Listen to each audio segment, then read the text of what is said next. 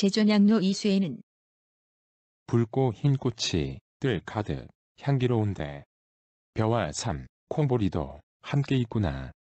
그 누가 알아주리요. 세상을 등진 어리석은 사람을. 이 한 몸 자연에 묻으니 봄날의 해가 길구나. 비개이니 벚꽃 냄새 향기로운데 격양과 노랫소리 여기저기서 들려오네. 한 되살 푼돈으로 살림을 꾸릴 때 오직 성엄마는 하늘같이 오래 가리라. 존양루를 제목으로 지은 시는 그 이석형이 지은 걸 제외하면 나머지는 전부 연천공이 지은 칠원절구 제존양루 이수라고 맨 앞에 있는 그 두 수하고 아분이 같아요. 그 아분이 마당장자 길장자. 근데 그걸 이어받아서 그 시를 짓어요. 그러니까 처음에 연천공이 지은 그 제존양루 이수하고 연천공 돌아가신 뒤에 지은 거는 연도가 뭐 많이 차나죠.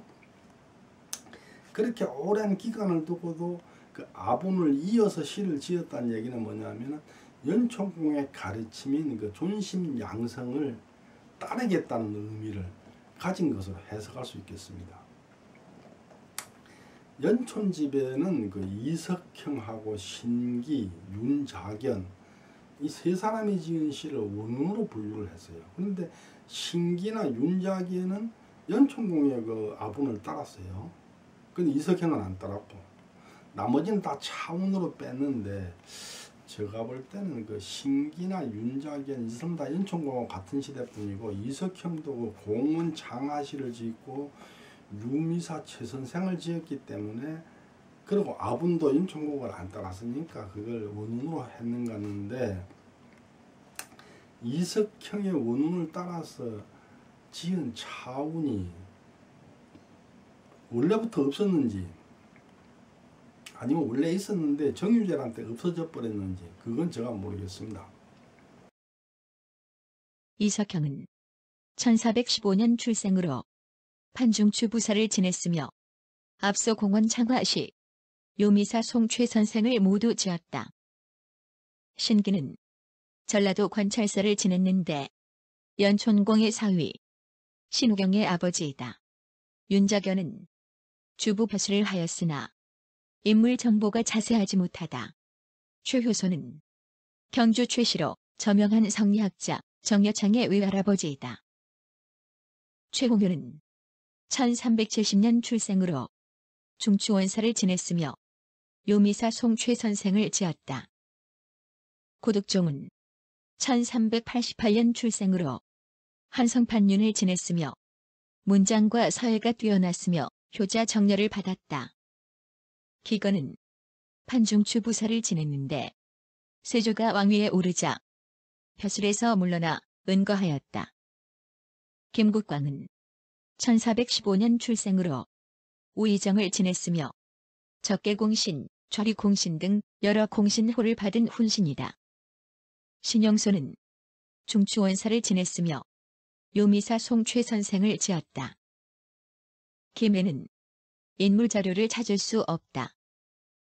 민효열은 1405년 출생으로 돈영부사를 지냈으며 세조의 공신 책봉 때 원종공신 2등에 올랐다. 그리고 여기에서는 외손과 본손이 지은 작품도 추영이라는 이름으로 수록되어 있는데 이 추영은 원운이나 차운하고는 그 형식이 달라요. 그러니까 같은 시가 아니죠. 근데 이제 실기를 외손을 먼저 싣고 그 다음에 이제 지천 체면기를 실었어요. 그리고 뒤에 본손들을 실었는데 지천 체면기는 그 연천공 후손이 아니죠. 그렇지만 같은 전주 최씨니까 외손들은 연천공 후손이지만은 성이 다르니까 먼저 하고 그 다음에 그 같은 전주 최씨지만은 후손이 아닌 체면기를 실어주고 그 밑에 이제 연천공 후손들 이렇게 실었는 것 같아요. 맨 마지막에 이경석이 지은 시가 있는데 이경석은 한참 후세 사람이에요. 그러니까 그 이경석의 시는 원래 그 기정공이 만든 그 연춘유사에는 없었고 양정제공이 마지막 정리를 할 때 그 이경석의 시가 포함되는 걸로 이렇게 생각이 됩니다. 이휘는 공조 참의를 지냈는데 병자사화 때 성삼문 등과 모의하다 붙잡혀 거열형을 당하였다. 박거명은 군수를 지냈는데 용인 현감으로 있으면서 세조대 원종 공신 2등에 올랐다. 원자직은 장령표시를 하였으나 인물 정보가 자세하지 못하다. 김현진은 1396년 출생으로 공조 참판, 대사헌, 한성부윤, 중추원사를 역임하였다. 안덕소는 인물 정보를 찾을 수 없다. 신이남은 1517년 출생으로 관찰사를 지냈는데 연촌공 사위 신우경 증손이다. 민덕봉은 1519년 출생으로 사임표시를 했는데 신우경의 사위 민미의 손자이다. 최명길은 1586년 출생으로 문열공계 전주최시이며 영의정을 지냈고 병자호란 때 주화파의 대표적인 인물이다. 최응형은 생원으로 의령공 지성파 11세이며 최득수의 아들이다. 최정은 1568년 출생으로 참봉을 지냈으며 의령공 지성파 12세로 임진을 한 이후 연촌 유사를 편집하였다. 이경석은 1596년 출생으로 영의정을 지냈는데 인조, 효종, 현종 3대 동안 난국을 적절히 주관하였다. 이경석의 시는 기전공 최정이 연촌 유사를 1차 편집한 다음 양정제공 최방원이 보완하여 편집할 때 시를 지은 것으로 추정된다. 이휘는 그 병자사화 때 성삼문이나 그 사육신들하고 한꺼번에 그 모의를 했다가 잡혀가지고 거열형을 당했어요. 성삼문도 거열형을 당했고 이휘도 거열형을 당했는데 사람들이 성삼문이 거열형 당한 건 아는데 이휘는 몰라요. 왜 모르냐?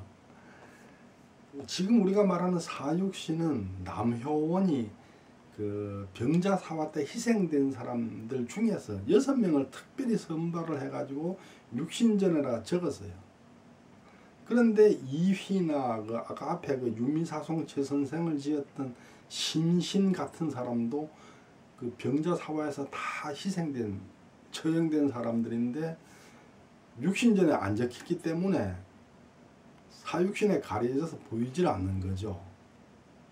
그러니까 그 기정공이 난후 문고 수록지에서 그 뒤에 나오겠습니다만 주장하는 것처럼 사람의 이름이 불우하게 전해지는 것은 사실은 그 사람이 그런 행적이 있느냐보다는 그런 행적이 있다고 기록을 남기는 게 훨씬 중요하다는 그 신뢰를 보여주는 것 같아요. 제존양 서원 병서에서 김수항은 나는 영암에서 4년 정도 살았던 적이 있는데 어쩌다 한번 문박 출입을 할 때면 연촌 선생 사당이 매우 가까운 곳에 있었지만 나는 한 번도 참배한 적이 없었으나 지나면서 보니 참배하는 사람이 매우 많았다.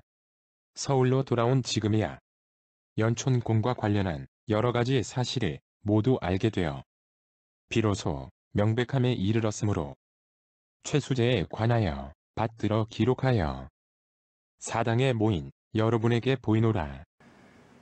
병자호란때 척합파 김상헌의 손자 김수항, 이 사람은 노론의 영수였습니다. 그래가지고 그 숙종이 그 황국을 막 할 때 이리 받고 저리 받고 노론 소론을 막 계속 가지고 놀 때 그 1676년에 그 영암으로 귀양을 가서 4년 정도 살았어요.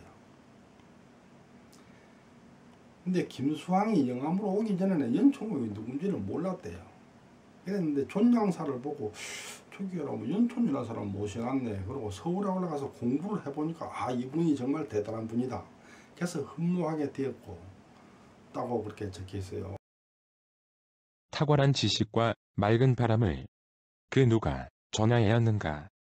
높은 명성이 월출산 기슭에서 오랫동안 전해온 애. 어리석은 나그네는 공의 자취마저 모르고 있다가 사당을 우러러보며 다시 한번 받드노라. 그래가지고 흠모를 했는데 뒤에 이제 존양사의 배향이 되는 영광을 누리게 됐죠. 거기에 대해서는 그 녹동서원을 다룰 때 참 자세하게 제가 설명을 드리도록 하겠습니다.